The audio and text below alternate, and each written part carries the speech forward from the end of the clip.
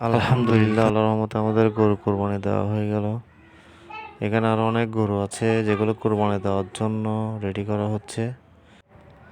বাড়ির চাচুদের আরেকটি গরু, দেখেন অনেক সুন্দর গরুটি। একটির পর একটি জব করা হবে, একটার পর একটা প্রস্তুত করা হচ্ছে।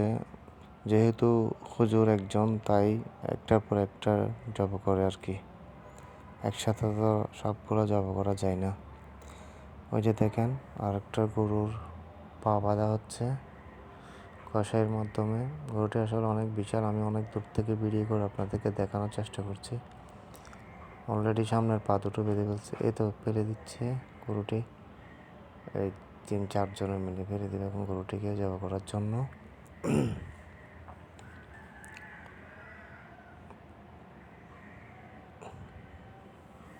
অনেক বীর সবাই দেখার জন্য চলে আসছে, জবাই করতেছে ওই দৃশ্য দেখার জন্য।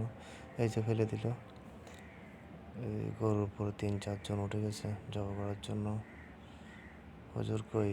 হুজুরকে তো দেখা যাচ্ছে না। আলহামদুলিল্লাহ, আমাদের গরু জবাই করা কমপ্লিট। আমার মেজো ভাই মাংস থেকে চামড়া আলাদা করছেন। সে অনেক কর্মঠ এবং অভিজ্ঞতা সম্পন্ন মানুষ। এখন আমি আমার বড় ভাইকে দেখাবো, যিনি বসে বসে কর্ম করছেন।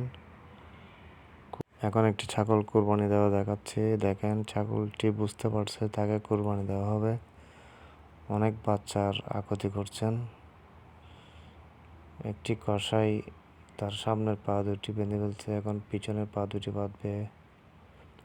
দেখি কি করে। সামনের গরুটি যেটা নিয়ে যাচ্ছে সেটিও কোরবানি দেওয়া হবে। ছাগলটি বুঝতে পারছে তাকে কোরবানি দেওয়া হবে। আজকের মতো এখানে বিদায় নিলাম। আসসালামু আলাইকুম।